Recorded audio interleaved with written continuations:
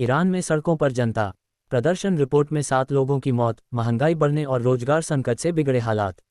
Iran में देश के कई हिस्सों में लोग सड़कों पर है, वजह है बेहद खराब होती आर्थिक हालत। महंगाई इतनी बढ़ चुकी है कि आम आदमी के लिए रोजमर्रा की जिंदगी चलाना मुश्किल हो गया है। खाने पीने से लेकर इलाज तक सब कुछ बहुत महंगा हो गया है और ईरान की मुद्रा रियाल की कीमत तेजी से गिर रही है। लोगों के पास जॉब नहीं है। देश के कई हिस्सों में गुरुवार को हुए प्रदर्शनों में 7 लोगों की मौत हो गई। आशंका जताई गई है कि ईरान की धार्मिक सत्ता अब इन आंदोलनों से निपटने के लिए सख्त रुख अपना सकती है। वहीं अमेरिकी राष्ट्रपति डोनाल्ड ट्रंप ने चेतावनी दी कि प्रदर्शन अमेरिका को आगे आना पड़ेगा। 2022 के बाद सबसे बड़ा आंदोलन। इन प्रदर्शनों को 2022 के बाद ईरान में सबसे बड़े आंदोलन के रूप में देखा जा रहा है। 2022 में 22 साल की महसा अमनी की पुलिस हिरासत में मौत के बाद देश भर में जबरदस्त विरोध प्रदर्शन हुए थे। सबसे ज्यादा हिंसा की खबर लोरिस्तान प्रांत के अजना शहर से आई है, जो तेहरान से करीब 300 किलोमीटर दक्षिण पश्चिम में स्थित है। इसी तरह चहारमहल और बख्तियारी प्रांत के लोडेंगन शहर में भी प्रदर्शन हिंसक हो गए। यहाँ 2 लोगों की मौत की बात कही गई।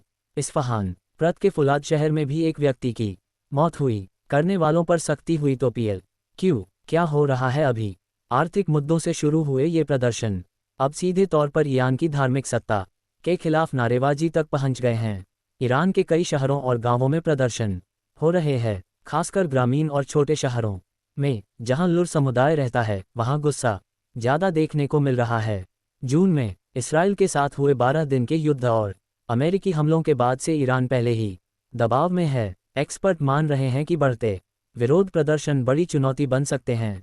लोग सड़कों पर क्यों उतरे? 5 असल वजह पैसा और महंगाई है। ईरान में महंगाई 42% से ज़्यादा हो चुकी है। खाने पीने की चीज़ें पिछले साल के मुकाबले करीब 72% महंगी हो गई हैं।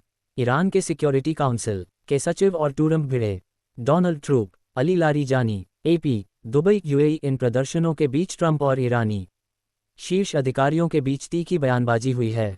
ट्रंप ने चेतावनी दी कि अगर ईरान ने शांतिपूर्ण प्रदर्शनकारियों की हिंसक हत्या की तो अमेरिका हस्तक्षेप करेगा।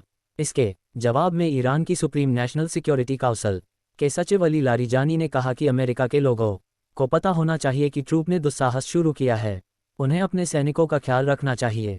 सुप्रीम लीडर खामेनेई के सलाहकार अली शामखानी ने चेतावनी दी कि कोई भी दखल देने वाला हाथ जो ईरान की सुरक्षा के बहुत करीब आएगा उसे काट दिया जाएगा।